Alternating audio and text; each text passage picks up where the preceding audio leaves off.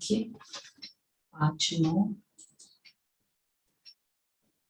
और अव्यक्त महावाक्य व्यक्त होने की डेट है 15/3/88, जिसमें बाबा ने नई दुनिया की तस्वीर का आधार किया है। बाबा, हम सोचते हैं दुनिया सत्युग आएगा, बहुत सुखी जीवन, बहुत श्रेष्ठ जीवन, लेकिन उसका आधार है अभी का संगम युगी। बाबा ने बहुत पावरफुली और क्लियरली बताया, अभी का देखो और सत्युग का देखो। अगर अभी ये है मतलब सत्युग में ये है, अभी ये है मतलब सत्युग में। ठीक है, तो अभी हम देखते हैं। सब वीडियो ऑफ करके बैठे हैं क्या? एक राज भाई का वीडियो ऑन है, सुनाई दे रहा है सबको? सुनाई दे रहा है। तो वीडियो सब ऑफ करके क्यों बैठे? एक वीडियो ऑन है। ओके। नई आज विश्व रचता, विश्व की श्रेष्ठ तकदीर बनाने वाले बाप दादा अपने श्रेष्ठ तकदीर की तस्वीर स्वरूप बच्चों को देख रहे हैं। आप सभी ब्राह्मण आत्माएं विश्व की श्रेष्ठ तकदीर की तस्वीर, ब्राह्मण जीवन की तस्वीर से भविष्य की श्रेष्ठ तकदीर स्पष्ट दिखाई देती है। ब्राह्मण जीवन का हर श्रेष्ठ कर्म भविष्य श्रेष्ठ फल का अनुभव कराता है। ब्राह्मण जीवन, देखो कौन कौन सुन रहा है, हाथ ऊंचा करो। कौन सुन रहा है? 2 जन सुन रहे, हाथ ऊंचा। तो फिर हम 7:30 बजे मुरली शुरू करते, फिर अभी आराम से बाद में करते। 3 जन सुन रहे सिर्फ।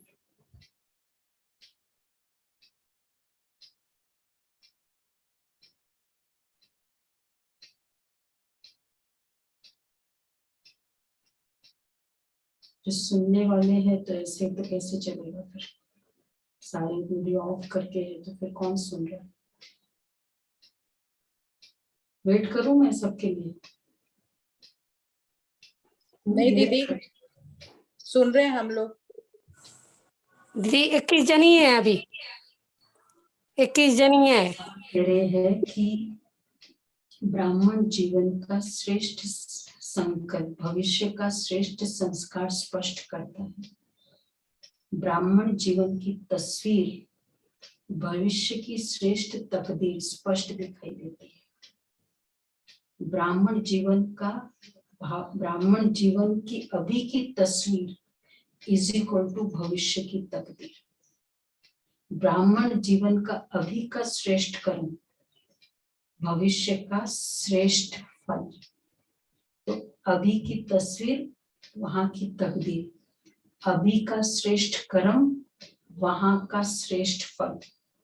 ब्राह्मण जीवन का श्रेष्ठ संकल्प, अभी का श्रेष्ठ संकल्प और भविष्य का श्रेष्ठ संस्कार। तो वर्तमान ब्राह्मण जीवन तक तस्वीर है भविष्य तकदीरवान संसार की। बाप दादा ऐसे भविष्य के तस्वीर बच्चों को देख हर्षित होते हैं। तस्वीर भी आप हो, भविष्य की तकदीर के आधार मूर्त भी आप हो। आप श्रेष्ठ बनते तभी दुनिया भी श्रेष्ठ बनती। आपकी उड़ती कला, तो तस्वीर आप, तकदीर भविष्य का। मतलब अभी क्या मेरी तस्वीर है, ये मेरा भविष्य का तकदीर है। बहुत क्लियर बाबा ने कहा। तो उसमें श्रेष्ठ श्रेष्ठ कर्म अभी का है, तो इसका मतलब भविष्य के श्रेष्ठ फल है। अभी का श्रेष्ठ संकल्प है। अगर मुझे पूरे दिन में 2 घंटे श्रेष्ठ संकल्प चलते हैं तो मेरा भविष्य में 2 घंटे का श्रेष्ठ संस्कार। तो इसलिए बाबा ने बहुत क्लियर कहा। तो बाप दादा ऐसे भविष्य की तस्वीर बच्चों को देख हर्षित होते हैं। तस्वीर भी आप हो, भविष्य की तकदीर के आधार मूर्ति आप हो। आप श्रेष्ठ बनते तभी दुनिया भी श्रेष्ठ बनती है। आपकी उड़ती कला की स्थिति तो विश्व की भी उड़ती कला है। आप ब्राह्मण आत्माएं समय प्रति समय जैसी स्टेज से पास करते हो, तो अभी मेरी उड़ती कला तो सतयुग का मेरा तकदीर और संसार की स्थिति, मेरी अभी की स्थिति कभी ऊपर कभी नीचे, तो संसार की भी स्थिति कभी ऊपर कभी नीचे। तो आपकी उड़ती कला की स्थिति तो विश्व की भी उड़ती कला है। आप ब्राह्मण आत्माएं समय प्रति समय जैसी स्टेज से पास करते हो, तो विश्व की स्टेजेस में परिवर्तन होती रहती है। आपकी सत्व प्रधान स्थिति है तो विश्व भी सत्व प्रधान है, गोल्डन एजेड है। हमारी सत्व प्रधान स्टेज विश्व की गोल्डन एजेड स्टेज। आप बदलते तो दुनिया भी बदल जाती है। इतने आधारभूत हो तो देखो, हमारी अगर 2 घंटे की है, 4 घंटे की स्टेज है, दुनिया की भी उतनी स्टेज है। हम बदलते हैं तो दुनिया बदलती है। तो मतलब अभी की मेरी तस्वीर विश्व की स्थिति, तो 3 कॉलम है। अभी की मेरी तस्वीर ब्राह्मण जीवन का, विश्व की स्थिति और भविष्य का तकदीर, मेरा तकदीर, ये पूरा मैच होना पड़ेगा। तो अब कितने, मेरी अभी 2 घंटा उड़ती कला है, विश्व की स्थिति भी कितनी होगी, फास्ट। विश्व की सत्व प्रधान स्टेज की मतलब विनाश की स्थिति भी फास्ट होगी और भविष्य तकदीर भी फास्ट होगी। तो बाबा कहते हैं इतने आधार मूर्त हो, आप फाउंडेशन हो, आधार मूर्त हो। दुनिया में भी होता है ना, कोई जिम्मेवार होता है तो कहते हैं आपके ऊपर पूरा आप आधार मूर्त हो। आप ऐसे करेंगे तो बाकी फैमिली मेंबर्स कैसे हो जाए। तो बाबा उस तरह से हमें समझाते हैं। वर्तमान समय बाप के साथ कितना श्रेष्ठ पाठ बजा रहे हो। सारे कल्प के अंदर सबसे बड़े से बड़ा विशेष पाठ इस समय बजा रहे हो। बाप के साथ साथ सहयोगी बन विश्व की हर आत्मा की अनेक जन्मों की आशा पूर्ण कर रहे हो। बाप द्वारा हर आत्मा को मुक्ति व जीवन मुक्ति का अधिकार प्राप्त कराने के निमित्त बने हुए हो। अब जिम्मेवारी फर्स्ट, सारे कल्प में इतना श्रेष्ठ पाठ भगवान, एक है सत्युग त्रेता का भी श्रेष्ठ पाठ है, लेकिन भगवान के साथ साथ का पाठ ये संगम युग का भाग्य है। तो बाप के साथ साथ सहयोगी बन विश्व की हर आत्मा की, तो कौन कौन सा पाठ है, जिम्मेवारी अनेक जन्मों की आशय पूर्ण करना और मुक्ति जीवन मुक्ति का अधिकार दिलाना। कितनी आत्माओं को मुक्ति और कितनी आत्माओं को जीवन मुक्ति, सर्व की इच्छाओं को पूर्ण करने वाले बाप समान कामधेनु हो, कामनाएं पूर्ण करने वाले हो। तो ऐसे हर आत्मा को इच्छा मात्रम अविद्या की स्थिति का अनुभव कराते हो, जो आधा कल्प अनेक जन्म न भक्ति वाली आत्माओं को न जीवन मुक्त अवस्था वाली आत्माओं को कोई भी इच्छा रहती है। इतना इच्छा मात्रम अविद्या की स्थिति का अनुभव कराना, मतलब वर्तमान हमारी ये जिम्मेवारी, तो उसका आधार, उससे आधा कल्प के लिए कोई भी आत्मा को कोई भी भौतिक इच्छाएं नहीं होती है और न जीवन मुक्ति की इच्छा होती है। 2 ही कैटेगरी। भक्ति मार्ग वाली आत्माओं को भी नहीं होती, इसका क्या मतलब है? हाँ, तो उस परम धाम में होगी ना वो आत्मा। तो उनकी भी मुक्ति की स्टेज है, उनको भी कोई इच्छा नहीं। और सत्युग त्रेता में होने वाली आत्मा वो तो मुक्ति की स्टेज है ही है उनकी। तो दोनों की मुक्ति की स्टेज की मुक्ति और जीवन मुक्ति की इच्छाएं पूर्ण हो रही है। तो लेकिन उसका आधार है वर्तमान इच्छा मात्रम अविद्या की स्थिति। एक जन्म की इच्छाएं पूर्ण कराने वाले नहीं, लेकिन अनेक जन्मों के लिए इच्छा मात्रम अविद्या की अनुभूति कराने वाले। जैसे बाप के सब भंडारे सर्व खजाने सदा भरपूर है, अप्राप्ति का नाम निशान नहीं है, ऐसे बाप समान सदा और सर्व खजानों से भरपूर। बाप के खजाने में अप्राप्ति का नाम निशान है। मतलब इतनी इच्छाएं कौन सी इच्छाएं हम पूरी करते हैं या प्राप्ति स्वरूप की फीलिंग है कौन सी? सर्व शक्तियां और सर्व गुण जब मुझे है तब मेरी इच्छा मात्रम अविद्या स्थिति। अर्थात इच्छा मात्रम अविद्या की जस्ट जैसे इग्नोरेंस की इच्छा भी कोई वर्ड होता है। जैसे एक होता है ना, मुझे पता है लेकिन नॉलेज नहीं है, मतलब अभी नॉलेज मेरे पास नहीं है लेकिन मुझे वैसे पता है। पर अभी की ये स्टेज की ये भी कोई इच्छा करनी होती है क्या?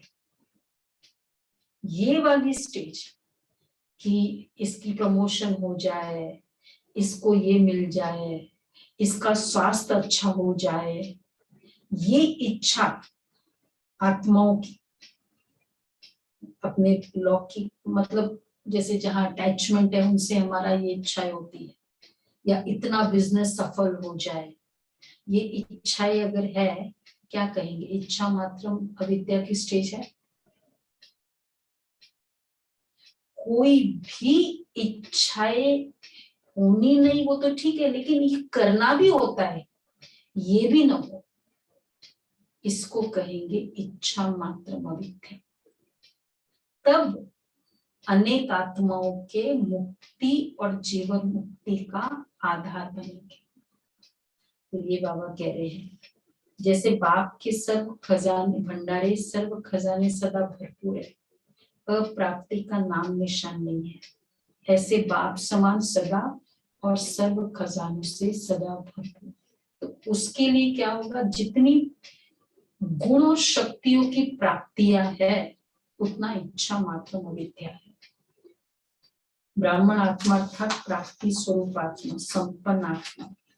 जैसे बाप सदा लाइट हाउस माइट हाउस है, ऐसे ब्राह्मण आत्माएं भी बाप समान हो, लाइट हाउस हो, इसलिए हर आत्मा को अपनी मंजिल पर पहुंचाने के निमित्त हो। ब्राह्मण आत्माएं भी कैसी है? Light house. देखो अपनी जिम्मेवारी नहीं है। तो एक तो ये इच्छा मात्रम अविद्या, ये पैराग्राफ में बाबा ने पूरा ये क्लियर किया, तब हम बाप समान सहयोगी बनेंगे। अगर सोचो भगवान को भी इच्छाएं होती रहे, ये हो जाए वो हो जाए वो हो जाए, तो कैसे होगा? तो बाप समान सहयोगी, तो मेरी बहुत इच्छाएं है और बाबा के साथ सहयोगी बनना है, बनेंगे ऐसी आत्माएं सहयोगी बनेंगे खुद। तो जिसके साथ सहयोगी बन रहे हैं उसके जैसी स्थिति चाहिए। तो सेकंड पैराग्राफ में बाबा ने पूरा लिखा और फर्स्ट पैराग्राफ में 3 कॉलम्स किए थे। अच्छा, थर्ड पैराग्राफ, ब्राह्मण आत्मा अर्थात प्राप्ति स्वरूप संपन्न आत्मा। जैसे बाप सदा लाइट हाउस माइट हाउस है, ऐसे ब्राह्मण आत्मा भी बाप समान हो, लाइट हाउस हो, इसलिए हर आत्मा को अपनी मंजिल पर पहुंचाने के निमित्त हो। जैसे बाप हर संकल्प, हर बोल, हर कर्म से हर समय बाप समान, फर्स्ट इच्छा मात्र अविद्या, सेकंड कौन सी? सहयोगी बनना है, बाप समान सहयोगी, बाप के साथ साथ सहयोगी। कौन बनेगा? Second, light house mind house, बन आत्माओं को मंजिल पर पहुंचाना, और हर बोल हर कर्म से दाता, भगवान दाता है। भगवान चलो फिजिकल तो नहीं लेता और न इच्छा होती है, मुझे कोई प्यार से याद करे, मुझे कोई एंथुजियाज्म से याद करे, मुझे एकदम खुशी खुशी रहे बच्चे, तो मैं खुश रहूं, इसको कहेंगे डिपेंडेंट। भगवान का ये इक्वेशन है जीवन का। तो मुझे प्यार से याद करोगे ना तब मुझे अच्छा लगता है, मुझे अच्छे से याद नहीं करोगे ना तो मुझे अच्छा नहीं लगता है। ये भगवान की डिपेंडेंसी है। हाँ, प्यार से याद करो, बाबा कहते हैं, क्योंकि तुम्हारा तकदीर बनेगा, मेरे अच्छे लगने से का कोई इसमें ये नहीं है। तो बाबा कहते हैं, तो इसलिए बाप समान हर समय दाता, वरदाता है। ऐसे आप ब्राह्मण आत्माएं भी दाता हो, मास्टर वरदाता हो। ऐसे ब्राह्मण जीवन की तस्वीर हो, ऐसे ब्राह्मण जीवन की तस्वीर हो, ब्राह्मण जीवन की तस्वीर हो। ये मेरा वर्तमान फोटो है। अगर मेरा आत्मा का फोटो निकालना चाहे तो ये फीचर्स आती है, क्या कहेंगे, कितनों की आती है? जो बाबा ने फोटो बताई, चेहरा कैसा हो, कर्म कैसे हो, संकल्प कैसे हो। तो अगर ये फोटो मेरी आती है, तो बाबा कहते हैं कोई भी तस्वीर बनाते हो तो ऐसे ब्राह्मण जीवन की तस्वीर है, कोई भी तस्वीर बनाते तो उसमें सभी विशेषताएं दिखाते हो ना, ऐसे वर्तमान समय की ब्राह्मण जीवन की तस्वीर की विशेषताएं अपने में भर ली है। बड़े से बड़े चित्रकार आप हो जो अपना चित्र भी बना रहे हो, आपके चित्र बनते ही विश्व का चित्र बनता जा रहा है। ऐसे अनुभव करते हो ना? कई पूछते हैं। तो अब थर्ड पैराग्राफ में बाबा ने मास्टर वरदाता, बाबा बच्चों की तस्वीर कैसे होनी चाहिए, विशेषताओं वाली, तो वो तस्वीर बताइए। लाइट हाउस माइंड हाउस और सदा दाता, हर कर्म में हर बोल में दाता। आप ऐसे करेंगे तो मुझे अच्छा लगेगा, मतलब दाता नहीं। दाता मतलब मुझे करना है। आप ऐसे नहीं करते हो तो ऐसा होता है, ये है डिपेंडेंसी, ये दाता नहीं। कई पूछते हैं ना कि नई दुनिया में क्या होगा, तो नई दुनिया की तस्वीर ही आप हो। बहुत अच्छी पैराग्राफ लिखा।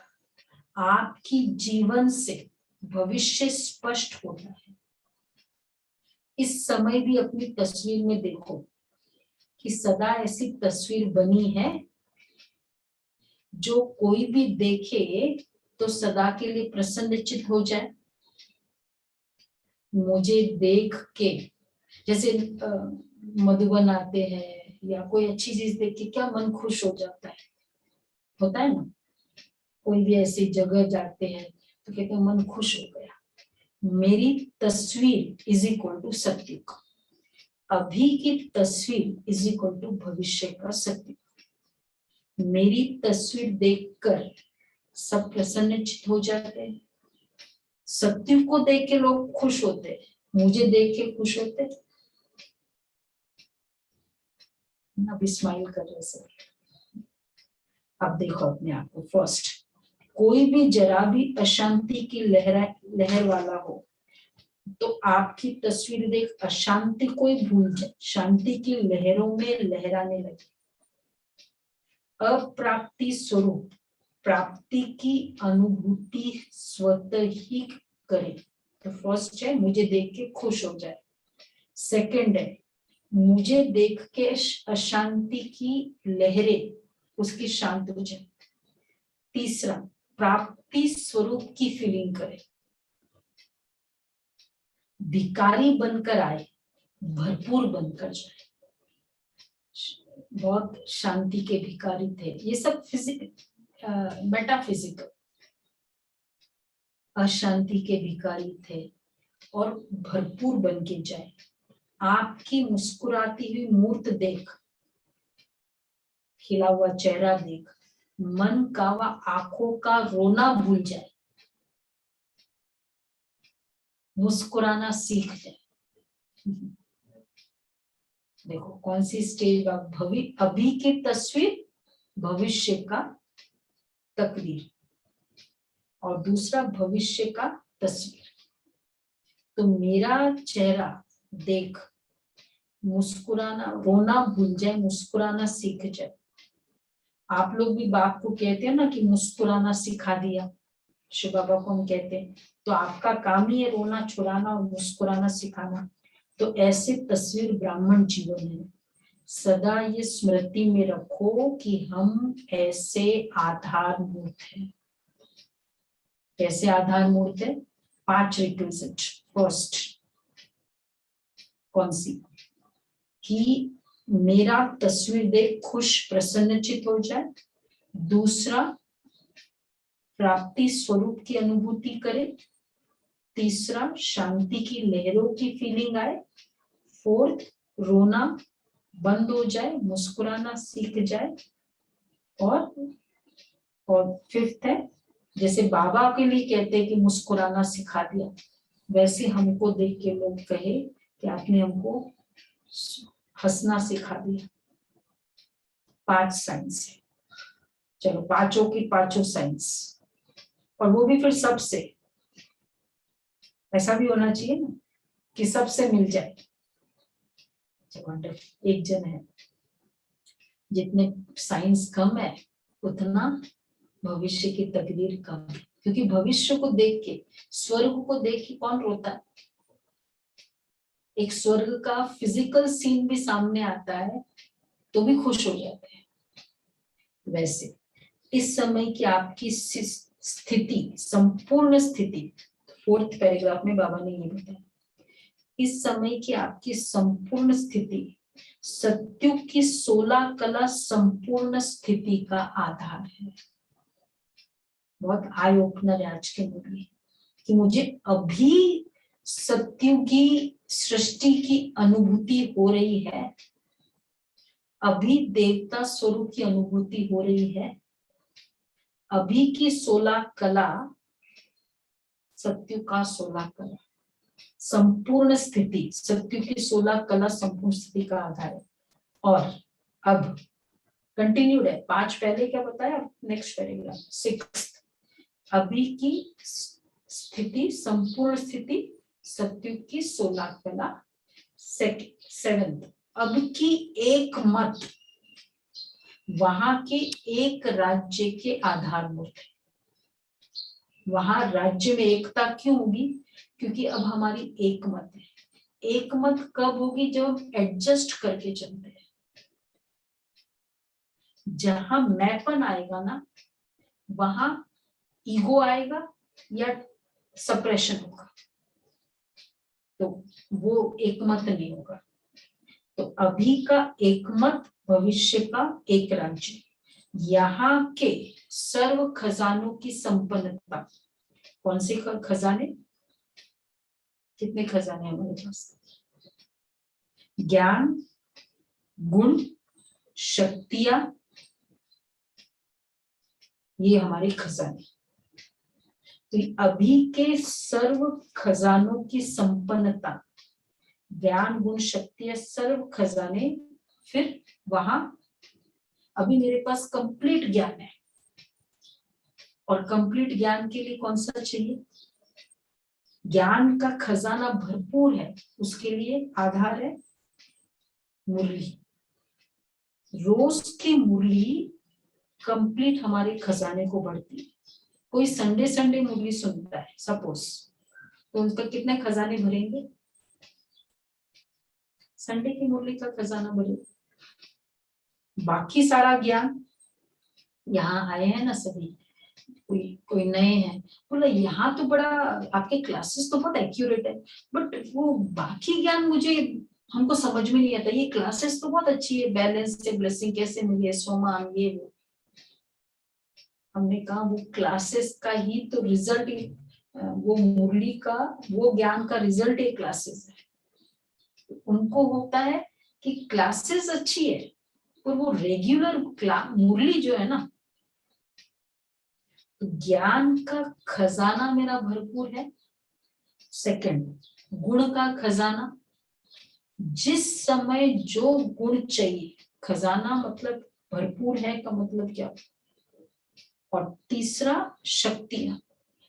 अभी चाहिए एकदम एकाग्रता की शक्ति, अभी कंप्लीट बाबा की मुरली पर मेरा कंसंट्रेशन, और फिर बुद्धि इधर उधर जाती है। अभी चाहिए समाने की शक्ति। तो अभी की शक्तियां वहां की संपन्नता का आधार है। यहाँ की तो ठीक है, 7th 8th, यहाँ की देह के आकर्षण से न्यारापन। भावना में नोट कर रहे हो? हाँ नोट कर रहे हो। क्यों? ये तो नोट करने वाली बोली आज की। नोटबुक पेन कहाँ है? 8 तो बोलो, 7 पॉइंट्स याद है सबको? अगर नहीं नोट किया हो तो 8, तो यहाँ की देह के आकर्षण से न्यारापन वहां के तन की तंदुरुस्ती के प्राप्ति का आधार है। यहाँ की देह के आकर्षण से न्यारापन। तो अगर भविष्य निरोगी काया है, कितनी मेरी देह की आकर्षण फ्री स्टेज है। कोई भी देह का आकर्षण, चाहे वो बच्चा हो चाहे वो कैसा भी, उसका आकर्षण नहीं है। अशरीरीपन की स्थिति, निरोगीपन, तो अभी की, तो ये 8th हो गया। 9th, अभी की अशरीरीपन की स्थिति वहां का निरोगीपन और लंबी आयु के आधार है। मेरी कितनी बॉडीलेस स्टेज होती पूरे दिन में, उतना वहां निरोगी और लंबी आयु।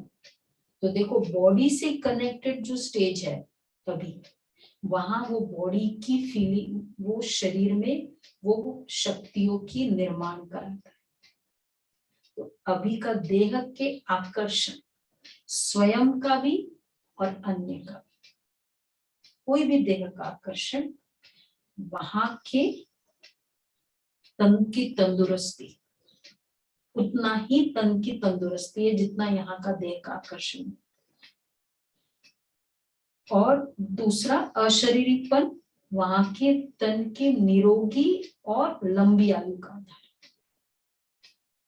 और 9th 10th, यहाँ की बेफिक्र बादशाहपन की जीवन, वहां की यहाँ का बेफिक्र बादशाहपन का जीवन, वहां की मन की मौज की जीवन, इसी स्थिति के प्राप्ति का आधार बनती है। एक बाप दूसरा न कोई। तो देखो, यहाँ के बेफिक्रपन की स्थिति, वहां मन का मौज, उतना ही मन का मौज। एक बाप दूसरा न कोई, यहाँ की तो 10th हो गया बेफिक्र। 11th, एक बाप दूसरा न कोई, यहाँ की यह अटल अखंड साधना, एक बाप और दूसरा कोई है ही नहीं।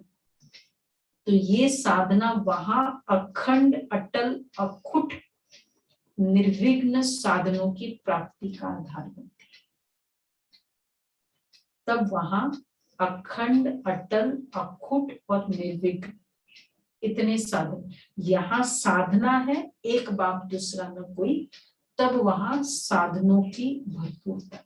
कौन सी? और साधनों की क्वालिटी क्या होगी? ऑलवेज अखंड अटल। ये नहीं कि ये हो गया ना तो टूट गया या कुछ डिस्टर्बेंस आ गई। अखुट, भरपूर, निर्विघ्न। राज्य है, कोई छीनेगा नहीं, कोई चीज है कोई लेगा नहीं, कोई विघ्न नहीं देगा उसको। तो यहाँ का छोटा सा संसार 12th है ना, ये 13th है। यहाँ का छोटा सा संसार बाप दादा का, माता पिता और बहन भाई, वहां के छोटे संसार का आधार बनता है। यहाँ हमारा संसार कौन है? लौकिक या अलौकिक? क्या अलौकिक। फर्स्ट अलौकिक, जो बाबा ने कहा बाप दादा, माता पिता और अलौकिक भाई बहन, ये मेरा फर्स्ट संसार। क्योंकि लौकिक संसार तो हिसाब किताब का है, ये मेरे भविष्य 21 जन्मों का संसार नहीं है। अकाउंट सेटल करने के लिए आत्माएं आई है। जैसे कोई आत्माएं आपके खाली लेनदार है, लेने के लिए आई हुई है, तो वो हमारा फैमिली थोड़ी होता है। ब्राह्मण परिवार में इसलिए हमारा कोई हिसाब किताब नहीं है, इसलिए ब्राह्मणों को देखो हमेशा खुशी होती है। तो ये मेरा संसार अभी का, भविष्य का छोटा संसार होगा। बाबा कह रहे हैं यहाँ के स्नेह भरे और परिवार का संबंध, वहां भी चाहे राजा और प्रजा बनते हैं। देखो यहाँ एक माता पिता के संबंध के संस्कार, वहां भी एक ही विश्व महाराजन, विश्व के विश्व महाराजन व विश्व महारानी को माता पिता के रूप में अनुभव करते।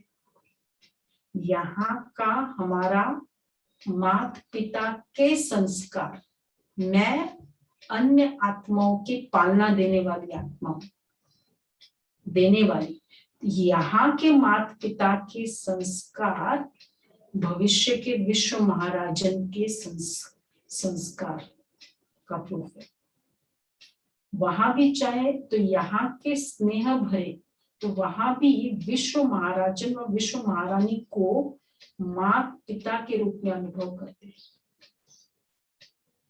यहाँ के स्नेह भरे परिवार का संबंध, वहां भी चाहे राजा और प्रजा बनते, लेकिन प्रजा भी अपने को परिवार समझती। यहाँ आपस में स्नेह का संबंध है, तो वहां स्टेटस है, हायरार्की है, प्रोटोकॉल है, छोटा बड़ा है, लेकिन प्रजा भी परिवार की तरह, जैसे मधुबन में परिवार सिस्टम चलता है, परिवार सिस्टम और हायरार्की ऑर्गेनाइजेशन में जनरली क्या अंतर है? परिवार में हर एक की इंपॉर्टेंस है, हर एक का रोल और हर एक की इतना ही इक्वल इंपॉर्टेंस है। पर जनरली ऑर्गेनाइजेशंस में क्या होता है? स्टेटस वालों का महत्व ज्यादा होता है। तो सतयुग में परिवार सिस्टम चलता है। क्यों? क्योंकि यहाँ परिवार है, हमको हर एक के रोल की वैल्यू है, चाहे वो कोई भी रोल प्ले करता है। आज सफाई वाला की रोल, सफाई वाला रोल है, तो आज मधुबन में बहुत भावना से, मतलब लोगों को अच्छा लगता है हर जगह। तो यहाँ के परिवार की फीलिंग, वहां के प्रजा भी परिवार की तरह रहती है, स्नेह की समीपता परिवार की रहती है। तो प्रजा भी अपने को परिवार समझती है, स्नेह की समीपता परिवार की रहती है। चाहे मर्तबे में मर्तबे रहते, लेकिन स्नेह के मर्तबे है, स्टेटस है, पोजीशंस है, स्नेह के पोजीशन है, संकोच और भय के नहीं है, डर का पोजीशन नहीं है।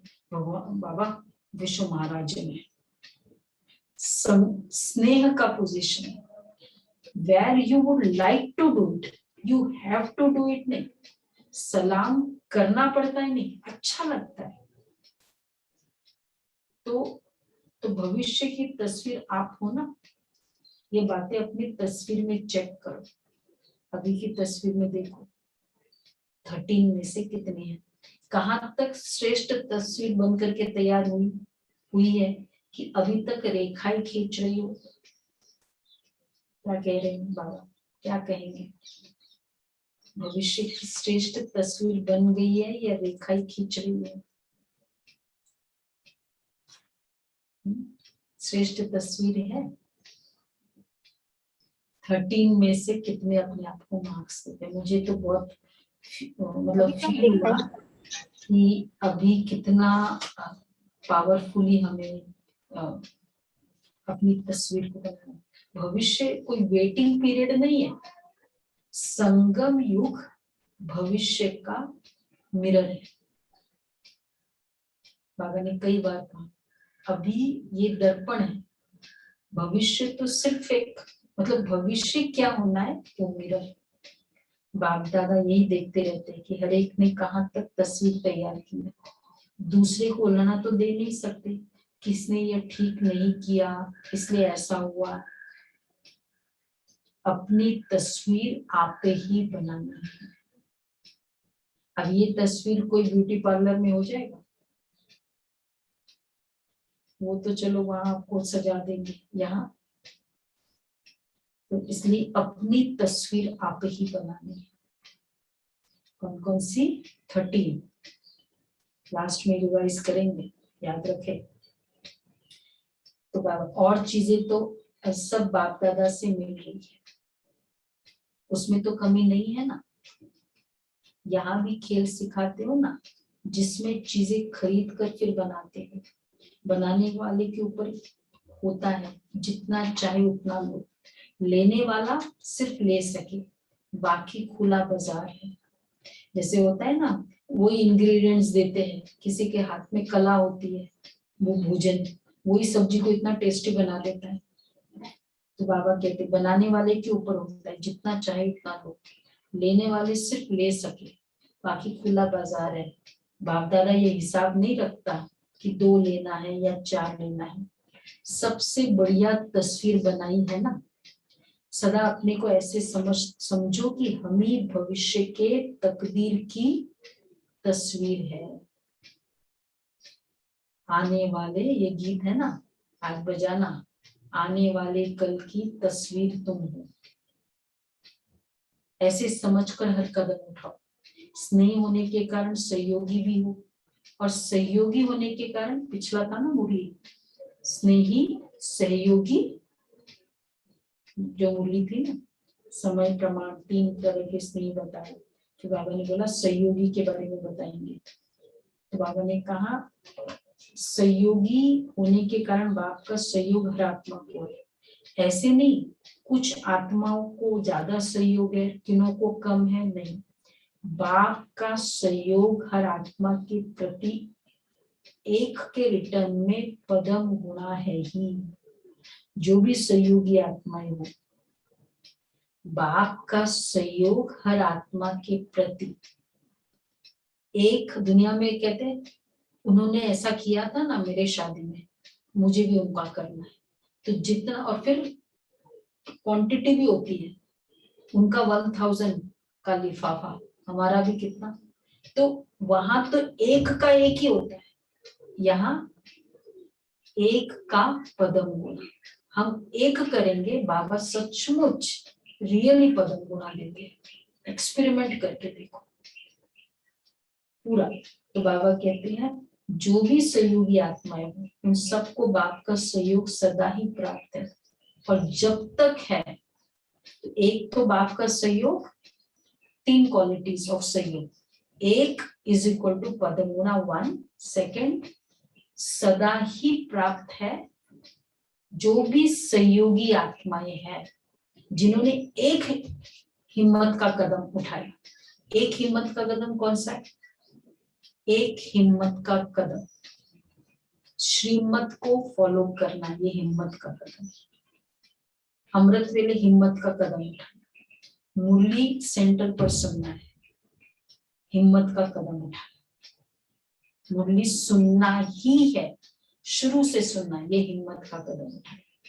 तीसरा, धारणाओं पे चलना है, ये हिम्मत का कदम उठाना। तो एक हिम्मत और पदम गुणा इसका रिटर्न। तो बाबा कहते जो भी सहयोगी आत्माएं हैं उन सबको बाप का सहयोग सदा ही प्राप्त है, सदा। तो सेकंड है सदा, और जब तक है, थर्ड सबसे इंपॉर्टेंट है, जब तक है तब तक है ही है। जब बाप का सहयोग है तो अब ये तीनों क्वालिटी जाए, हर कार्य हुआ ही पड़ा, ऐसे अनुभव करते भी हो और करते चलो, कोई मुश्किल नहीं, क्योंकि भाग्य विधाता द्वारा भाग्य की प्राप्ति का आधार है। जहाँ भाग्य होता है ना, वरदान होता है ना, वहां मुश्किल होता ही नहीं। जिसकी बहुत अच्छी तस्वीर होती है तो जरूर, जितनी तस्वीर अच्छी होगी, आर्टिस्ट का कंपटीशन है, सभी आर्टिस्ट है ना आज, आर्टिस्ट है, सब ब्यूटिशियंस है कि नहीं है सभी। अच्छा, तो जिसकी बहुत अच्छी तस्वीर होती है फिर क्या होगा, तो जरूर फर्स्ट नंबर आएगा। तो सभी फर्स्ट डिवीजन में तो आने वाले हो ना, नंबर फर्स्ट एक आएगा, लेकिन फर्स्ट डिवीजन तो है ना, तो किसमें आना है, नंबर फर्स्ट में। चलो वो तो चलो एक श्री कृष्ण बनेगा, फर्स्ट डिवीजन सबके लिए है ना। फर्स्ट डिवीजन किसके, कौन होगा फर्स्ट डिवीजन, 13, ये सारी 13 क्वालिटीज जिसमें फिट है फर्स्ट डिवीजन। फर्स्ट डिवीजन सबके लिए कुछ कर लेना अच्छा है।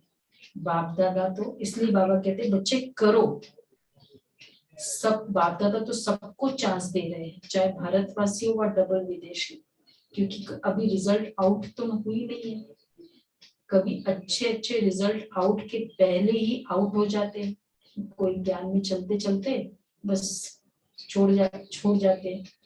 तो यह जगह मिल जाएगी ना, बाबा कहते अभी रिजल्ट आउट इसलिए नहीं हुई है क्योंकि कई बीच में से जैसे ना सीट खाली करके चले गए, तो पीछे वालों को चांस मिल जाता है ना, तो ये जगह मिल जाएगी ना। इसलिए जो भी लेना चाहो अभी चांस है, अभी मुरलियां चल रही है मतलब चांस है। फिर बोर्ड लगा देते हैं ना कि अभी जगह नहीं है, हो जाता है ना फुल, ये सीट फुल हो जाएगी, इसलिए खूब उड़ो, दौड़ो नहीं, लेकिन दौड़ने वाला नहीं पहुंचेगा, उड़ो। उड़ने वाला क्या होगा, हाई जंप देगा। जो बातों को पकड़ के रखता है ना, बाबा कहते हैं पत्थर फोड़ना है। जो बातों को उड़ जाता है, क्रॉस कर लेता है, ठीक है हो गया ना, कोई बात नहीं, तो वो जो क्रॉस करेगा वो उड़ेगा। तो बाबा इसलिए कहते हैं दौड़ने वाले तो नीचे रह जाएंगे, उड़ने वाले उड़ जाएंगे। उड़ते चलो और उड़ाते चलो। सब लोग उड़ना ही पसंद है अगर कैपेसिटी है तो, है ना। और फरिश्ता परिवार में तो बहुत उड़ने वाले, तो इधर भी उड़ना है। अच्छा, पर्सनल मुलाकात, बाप का हाथ सदा मस्तक पर है ही, ऐसा अनुभव करते हो। श्रेष्ठ मत ही व्हाट इज कॉल्ड बाप का हाथ। बाप का हाथ जनरली हम सोचते ऊपर फरिश्ता स्वरूप में गए, एंजेलिक वर्ल्ड में, वर्षा और बाबा का हाथ सिर पर, बाबा ने सिर पर हाथ दिया, वरदान दिया। अब देखो बाबा क्या कह रहे हैं, श्रेष्ठ मत ही श्रेष्ठ हाथ है।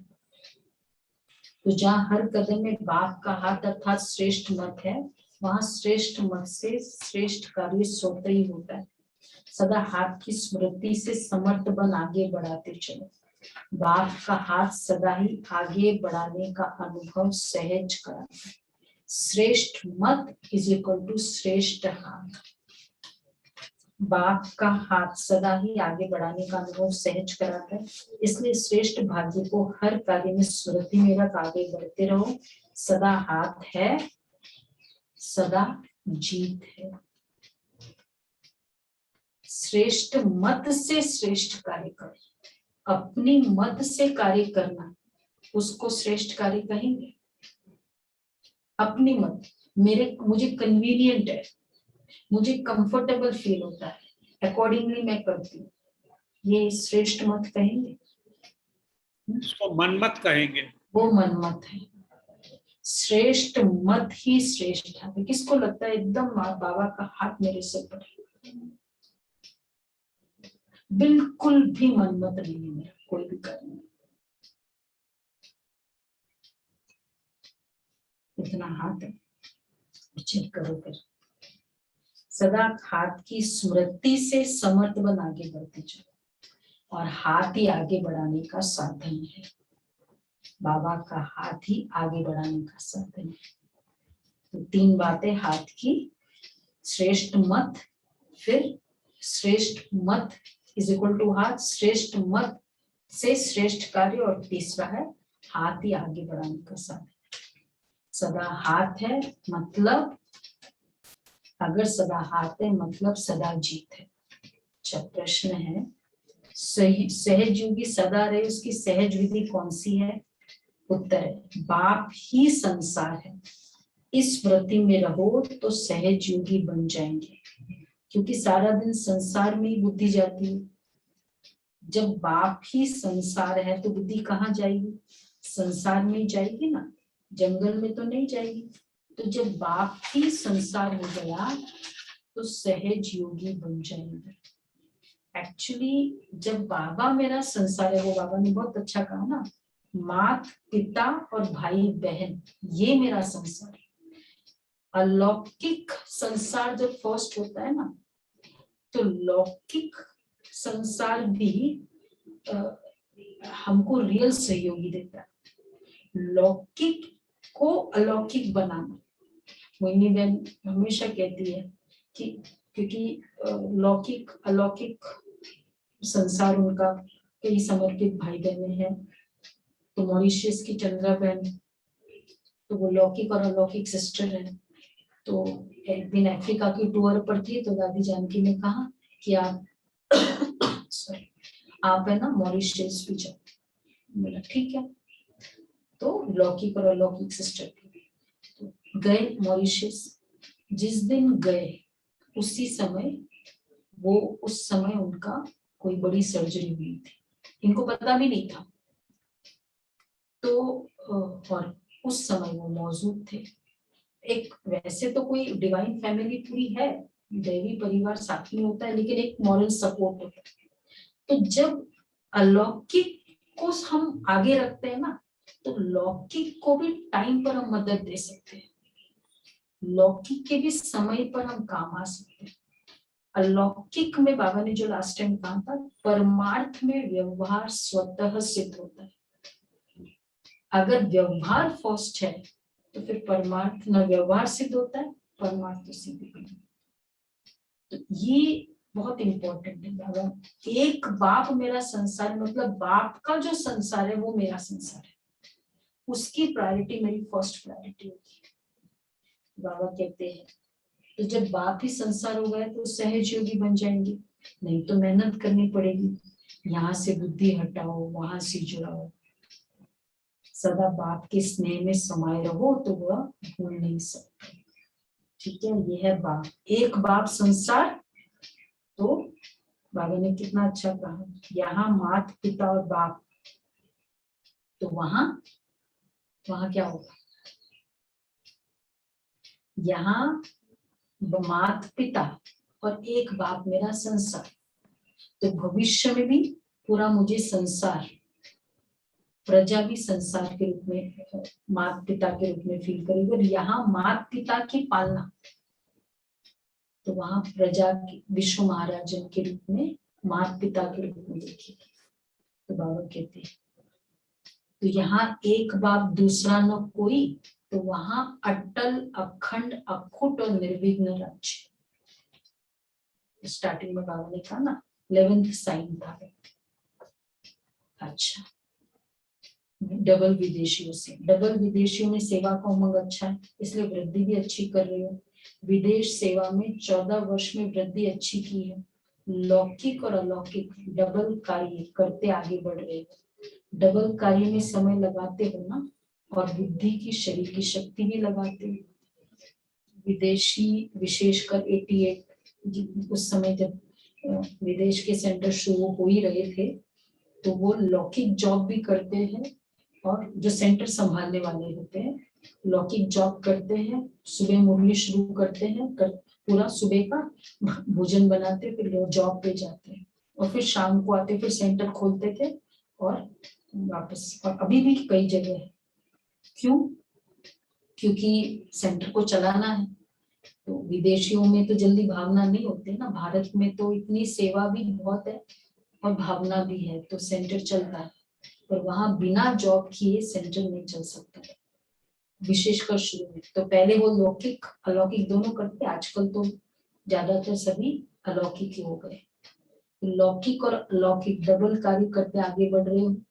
डबल कार्य में समय भी लगाते हो और बुद्धि की, शरीर की शक्ति भी लगाते हो। यहाँ भी बुद्धि की, यह भी बुद्धि की कमान है। लौकिक कार्य करते सेवा में आगे बढ़ना, यह भी हिम्मत का काम है। ऐसे हिम्मत वाले बच्चों का बाप दादा सदा हर कर्म में, हर कार्य में मददगार है। जस्ट इमेजिन करो, अमृत वेला 3 बजे उनकी शुरू हो जाती है। हम कहाँ गए थे, सिंगापुर, ये सब जगह।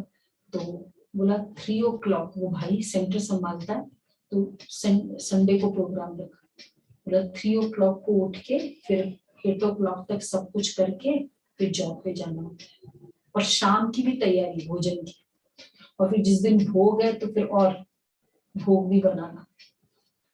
तो बाबा कहते हैं ऐसे हिम्मत वाले बच्चों का बाप दादा सदा हर कार्य में मददगार है। कौन सी हिम्मत रखी?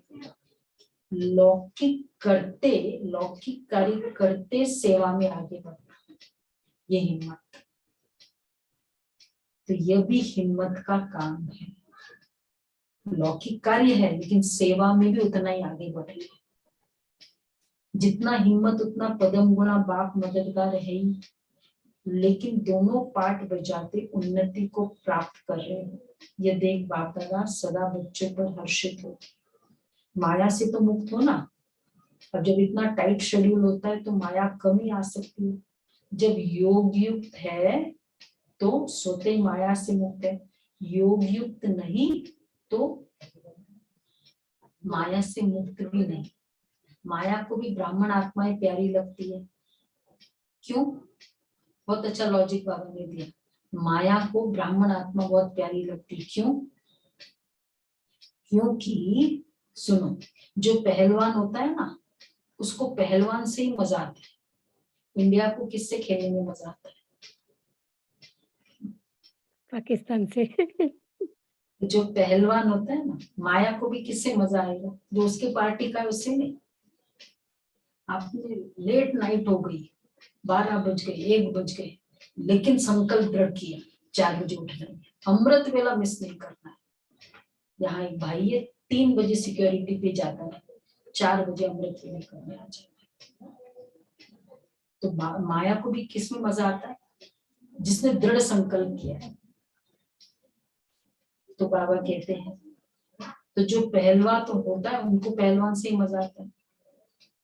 और अगर सिंपल हो ना कि बस थोड़ा सा ना आज हेडेक हो रहा है, बस अमृत वेला मिस, थोड़ा सा ना आज ये हो गया है, बस मुरली क्लास में लेट, तो क्या कहेंगे? पहलवान है। कौन पहलवान है?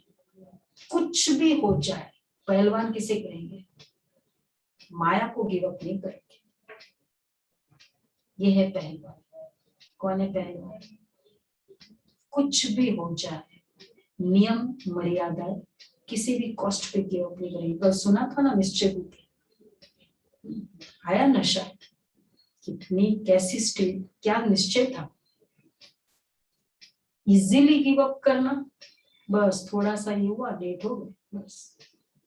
बाबा कहते हैं जो तो माया भी शक्तिशाली है, आप भी सर्वशक्तिवान हो।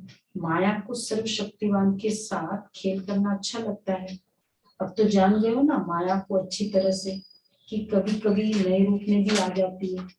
नॉलेजफुल का अर्थ ही है, अब सुनो सबसे अंडरलाइन पॉइंट, नॉलेजफुल का अर्थ ही है बाप को जानना, रचना को भी जानना, और तीसरा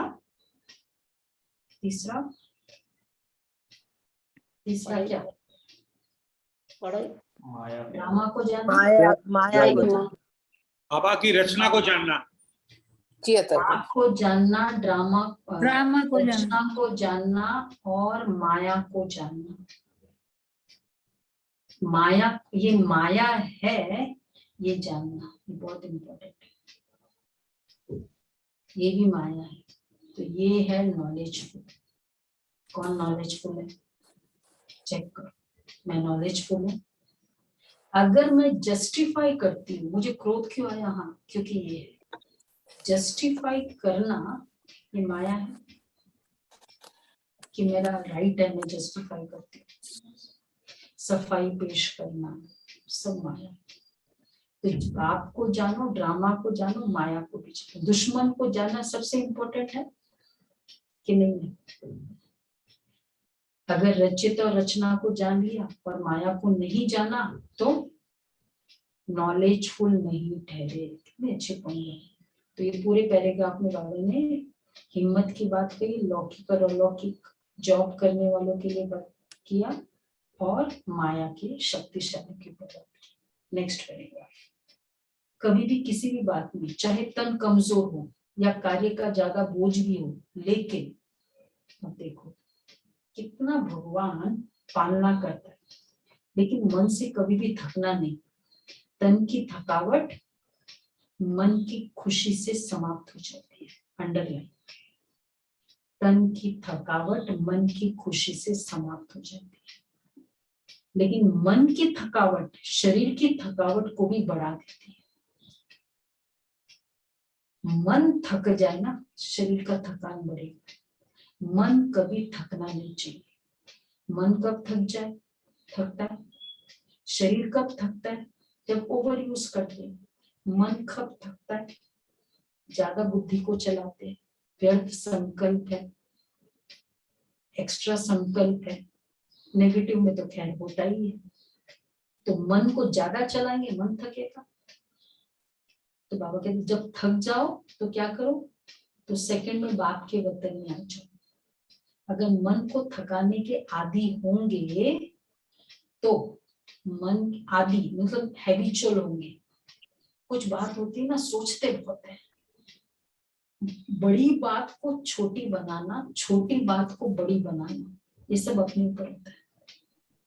तो बाबा कहते हैं अगर मन को थकाने के आदी होंगे तो ब्राह्मण जीवन के उमंग उत्साह का जो अनुभव होना चाहिए ना, वो नहीं होगा। चल तो रहे हैं, लेकिन ब्राह्मण जीवन का अनुभव, उमंग उत्साह का अनुभव कौन सा है? चल तो रहे हैं लेकिन चलाने वाला चला रहा है, ऐसे अनुभव नहीं होगा। खुद के शक्ति से चल रहे हैं ना, जब श्रेष्ठ मत हाथ है ना तो बाबा चला रहे हैं। खुद के मत से है ना, तो फिर कई कहते हैं ना कि अभी बस मैं कर रहा हूँ, ट्राई कर रहा हूँ, क्योंकि खुद के मत से चल रहे हैं। भगवान चलाता है ना, भगवान के मत से चलते हैं ना, कब का निकल जाते हैं। नहीं तो अभी तक कई बार हम सोचते कि सर्कमस्टेंसेस को हैंडल करते करते ही टाइम लगता है। बाबा इसलिए कहते हैं चल तो रहे हैं लेकिन चलाने वाला चला रहे। मेहनत से चले तो जब मेहनत अनुभव होगी ना तो थकावट भी होगी। इसलिए हमेशा समझो, क्या समझो? अंडरलाइन, करावन हार करा रहा है, चलाने वाला चला रहा है। समय शक्ति दोनों के प्रमाण सेवा करते चलो। सेवा कभी रह नहीं सकती, आज नहीं तो कल होनी ही है। अगर सच्चे दिल से, दिल के स्नेह से जितनी सेवा कर सकते उतनी करते हो। देखो what is the qualities of सेवा? सच्चे दिल से फर्स्ट, सेकंड दिल के स्नेह से, दिखावा नहीं है, किसी को खुश करने के लिए नहीं है, उसको कहेंगे सच्चा दिल। और फिर स्वयं के प्यार से, बाबा का कार्य है, भोजन बना रहे हैं, बाबा का कार्य है। दिल के स्नेह से जितनी सेवा कर सकते हो उतनी करते हो, तो उसमें कितना होगा? पूरी अपनी कैपेसिटी। जहां प्यार होगा ना वहां अपनी पूरी कैपेसिटी यूज करेंगे। जहां प्यार नहीं होता है ना वहां कैलकुलेशन यूज करते हैं, मैंने इतना किया। और जब प्यार होता है ना, वो ग्रैंडसन के बर्थडे पर कितना बड़ा गिफ्ट देते हैं, कितना देते हैं? जितना प्यार। तो बाबा इसलिए कहते हैं जब दिल के, तो उसमें जितनी सेवा कर सकते हो उतनी अगर करते हो तो बाप दादा कभी उलाना नहीं देंगे, इतना काम किया, इतना नहीं किया। कितनी अच्छी बात। बाबा की कंप्लेंट किनके लिए है? एक सच्ची सेवा, दूसरा दिल के प्यार से सेवा करने वाले, ये दो बातें जी। और फिर जितना कर सकते उतना पूरा किया, कर सकते लेकिन नहीं किया तो बाबा भी फिर उगना नहीं देंगे कि इतना काम किया उतना नहीं किया, शाबाशी मिलेगी। समय प्रमाण, शक्ति प्रमाण, सच्चे दिल से सेवा करते हो तो सच्चे दिल पर साहिब राजी है। ठीक है, समय प्रमाण, शक्ति प्रमाण, सेवा की क्वालिटीज आज बताए। पहले सच्ची सेवा, दिल से सेवा, जितनी करना चाहिए उतना किया। फिर फोर्थ है समय प्रमाण, शक्ति प्रमाण, सच्चे दिल से सेवा करना, मतलब अभी जरूरत है वो सेवा की। समय प्रमाण, जैसे अभी किसकी जरूरत है, जैसे सपोज भोजन में मददगार चाहिए और उस समय में क्लास के लिए, क्लास की सेवा है ना, तब तो हाँ करेंगे, लेकिन अभी भोजन की सेवा है उसमें मैं नहीं कर सकती, तो समय प्रमाण हम सेवा करते। जिस सेवा में जब जरूरत है वो सेवा में मैं यूज करूं अपने आप को, उसको कहेंगे समय प्रमाण, शक्ति प्रमाण। तो सच्चे दिल पर साहिब राजी है तो आपका कार्य रह भी जाएगा। तो बाबा कहते अगर ये दोनों है, सच्चे दिल से सेवा करते तो सच्चे दिल पर साहिब राजी। जो आपका कार्य रह भी जाएगा ना, तो देखो कितना अंडरलाइन पॉइंट है, बाप कहाँ न कहाँ से पूरा कराएगा। अगर हमने सच्चे दिल से सेवा की, हम ये नहीं देखते कौन पुरुषार्थ करता है नहीं करता है, मुझे बाबा की सेवा करनी है, बहुत अंडरलाइन मैं अपने आप के लिए रखती हूँ, मेरे को मुझे फायदा देना है। तो बाबा बहुत अच्छी बात कह रहा है, तो बाप कहाँ न कहाँ से पूरा कराएगा ही। जो सेवा जिस समय में होनी है वो होकर ही रहेगी, रह नहीं सकती। बाबा फिर बचा हुआ कार्य करेगा अगर हमने दिल से किया है बाबा का कार्य, तो बाबा मेरा कार्य कहीं ना कहीं से पूरा कराएगा। किसी न किसी आत्मा को टच कर बाप दादा अपने बच्चों के सहयोगी बनाएगा। सेकेंड अंडरलाइन पर सिर्फ बाबा की कैसे रिस्पॉन्सिबिलिटी बाबा को है। तीसरा, योगी बच्चों को सब प्रकार का सहयोग समय पर मिलता ही है, लेकिन किसको मिलेगा? सच्चे दिल वाले, सच्चे सेवाधारी को। अगर मैंने ये 3, 4, 5 क्वालिटीज बाबा के इसमें यूज की, याद है, तो बाबा मेरा काम कहाँ न कहाँ से पूरा करेगा, किसी न किसी को टच कर देगा।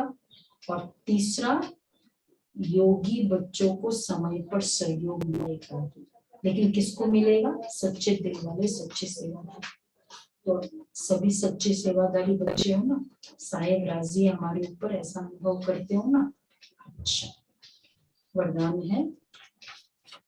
अच्छा, ऐसे चारों ओर के सर्वश्रेष्ठ तकदीर की श्रेष्ठ तस्वीर स्वरूप महान आत्माओं को, सदा स्वयं को विश्व के आधारभूत अनुभव करने वाली आत्माओं को, सदा अपने को प्राप्ति स्वरूप अनुभूतियों द्वारा औरों को भी प्राप्ति स्वरूप अनुभव कराने वाली श्रेष्ठ आत्माओं को, सदा बाप के स्नेह और सहयोग के पदम गुणा अधिकार प्राप्त करने वाली पूज्य ब्राह्मण सुदेव आत्माओं को बाप दादा का याद, प्यार और नमस्ते।